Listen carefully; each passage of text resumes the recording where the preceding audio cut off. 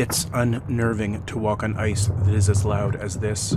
The warming and cooling during the day and night cause the ice to expand and contract, making cracks that sound like rumbling and popping.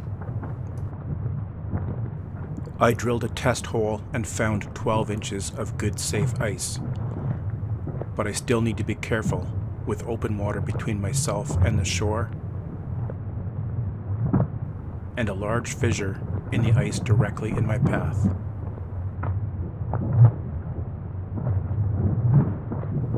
I guess I'll go in a different direction.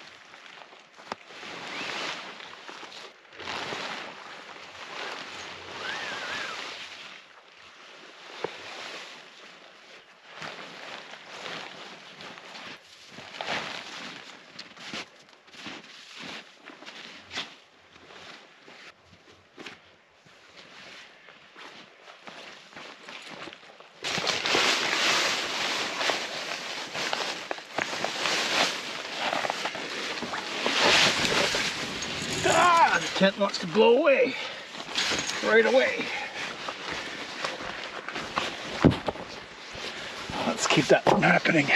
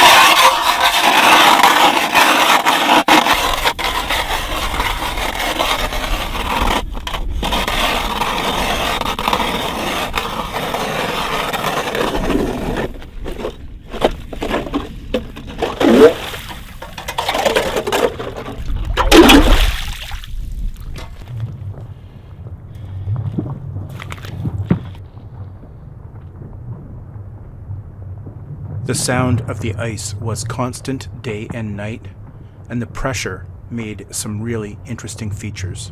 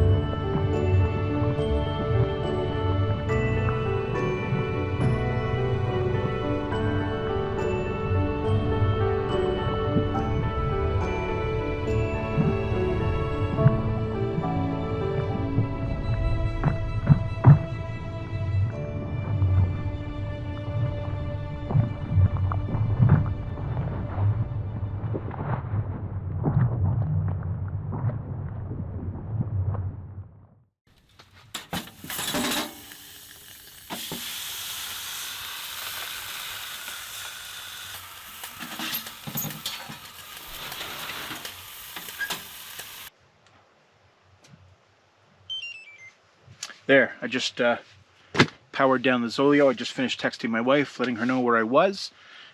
Hey folks, I'm finally out on a winter camping trip. It has been a crazy winter. I've been very, very busy, and the weather has been very strange. We've had almost no snow up here in northwestern Ontario, and that has made for some interesting conditions. There's almost no snow in the forest.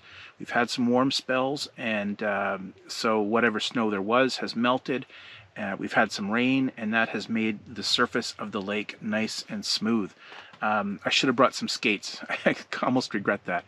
And although the ice is a good 12 inches thick, it's a little unnerving as I walk around out there. I'm hearing pops and cracks all the time, but it is, I checked it, it is a good 12 inches thick. So a late start to the day, but found a really nice spot, lots of firewood, a beautiful area, and set up the tent right on the ice, just on the edge of the shore. Gives me a nice flat spot. The shoreline here is really rocky, and didn't find any place to camp other than on the ice. So that's what we're doing, and it's nice and warm in here now, and gonna make some supper.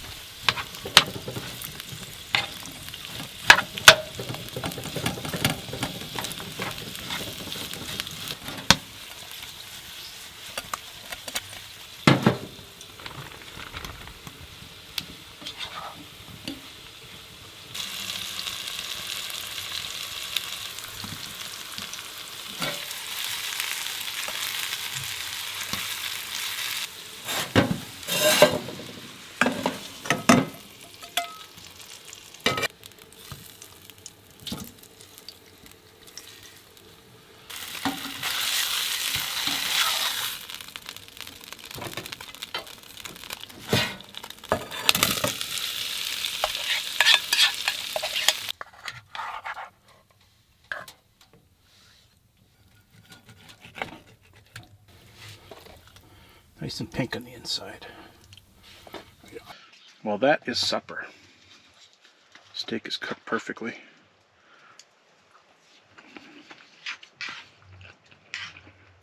Potatoes, mushrooms, onions, and peppers.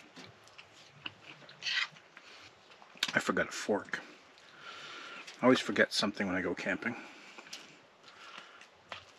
So I'm going to eat this steak with a spoon. How's that for strange? There we go. Right on. I'm going to eat supper and turn in.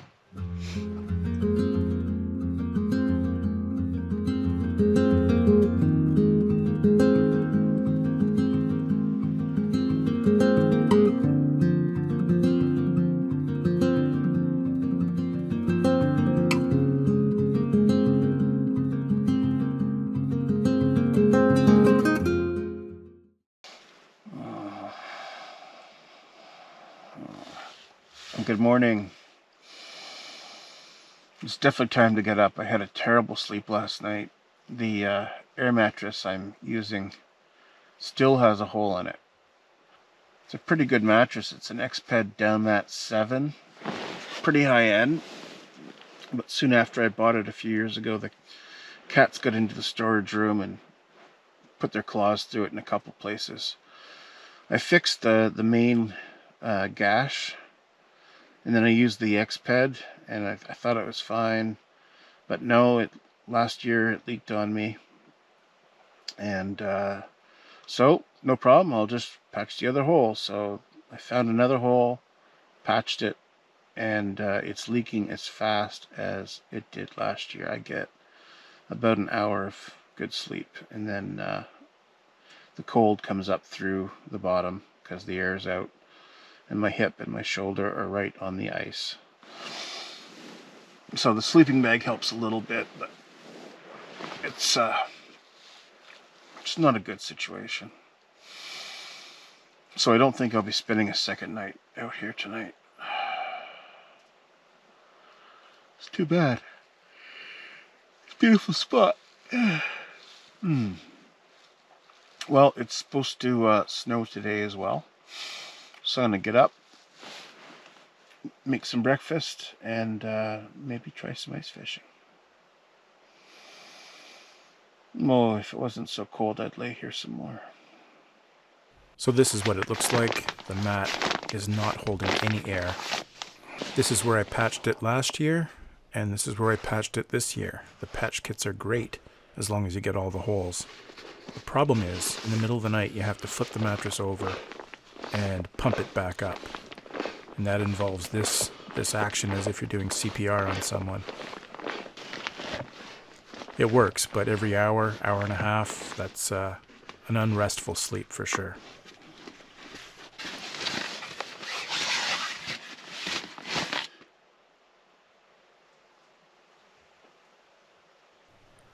All right, let's get this tent warmed up.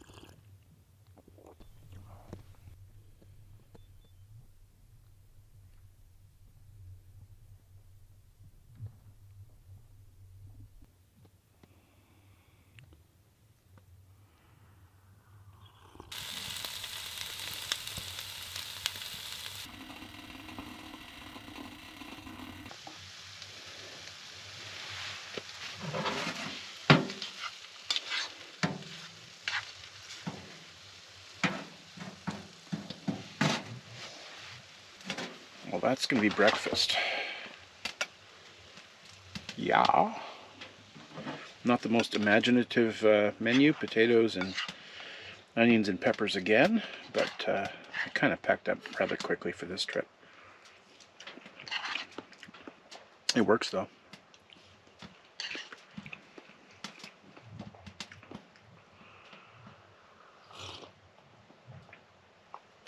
Excellent. I'm going to have breakfast, clean up a little bit, and go do some ice fishing. So I thought I'd show you this. This is some new gear for me. These are water bottle insulators. They're brand new. I got them for 10 bucks each. They hold an Nalgene very nicely. I used to make these out of Reflectix, but the Reflectix doesn't last. It kind of, when you're rough with stuff, Reflectix kind of falls apart. So I found these for sale for 10 bucks. They're working great. They're going to be much more durable, I think. And they do two things for you. They keep your drinking water from freezing during the winter, and they can also be a great source of heat when you're sleeping. So what I'll do is when I go to bed, I'll fill up a Nalgene full of boiling water, or almost boiling water, throw it in there, zip it up, and throw that in the foot of my sleeping bag. It's going to give up heat throughout the night. The insulation slows that rate of heat transfer down, but it creates a nice warm pocket in the foot of your sleeping bag. And when it's really cold, I'll put two of these in my sleeping bag, one by my feet and one, between my legs or under my armpit or something like that. I'm liking these. I've also got a Velcro belt loop here, so I could put that on a belt or something. Kind of handy. New gear.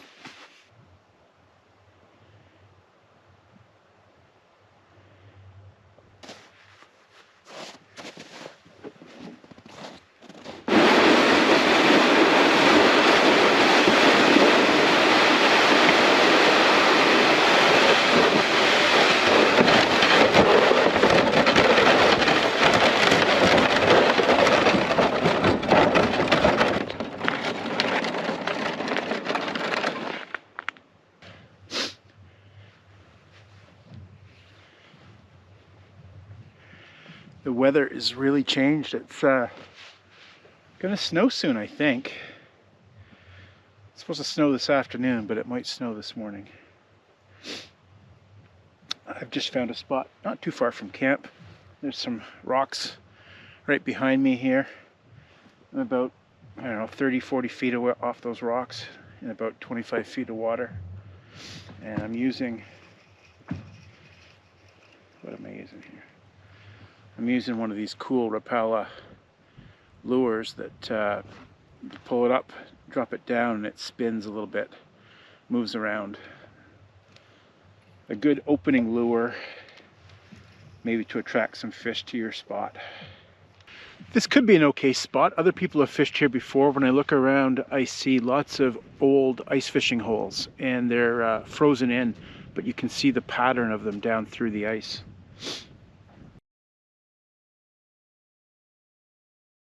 So I've got an active presentation here with this Rapala, and on the other line, because I'm allowed 2 lines, I have a scented bait. It's not a live bait. Ideally you bring a live bait. I don't think I've ever caught anything on a second line unless I had a live bait on it. But we're allowed 2 lines, so I might as well put one out. I've got a bell on that one, so if anything does hit it, it'll sort of wake me up and I'll go over and get it. But again, I really don't expect anything on that second line. Kind of need live bait, and live bait doesn't work when you're camping overnight. Your minnows are going to freeze, and also I'm not a big fan of live bait. Ontario is one of the few jurisdictions that allows it, and moving fish from one lake to another all over the place is not a great idea in my opinion.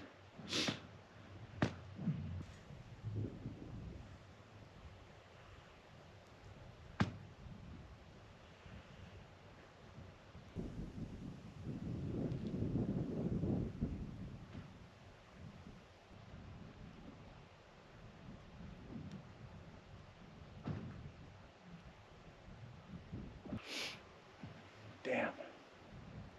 hoping this would hold off a few more hours. I'm going to give it a few more minutes, maybe 10 or 15. Maybe drill one more hole a little bit closer, see if that's more lively. And then pack up and go.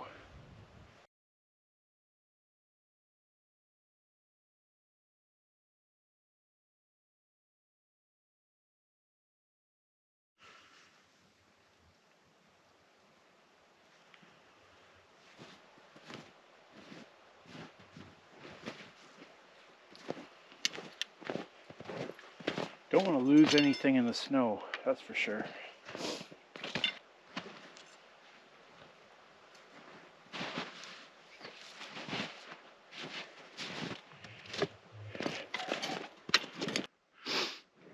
Okay, ready to go. The snow came much more quickly than anticipated.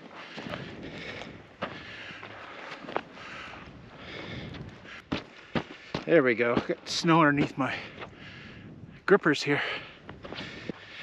Well, that snow arrived sooner and heavier than anticipated. So I'm all packed up and I'm gonna head home. I've got quite a drive ahead of me, so I want to make sure that I'm on the road before this gets too bad. Maybe a little bit late already, but the sooner I leave, the better roads I'm gonna have. All right, guys, thanks for watching. Hope you enjoyed the video.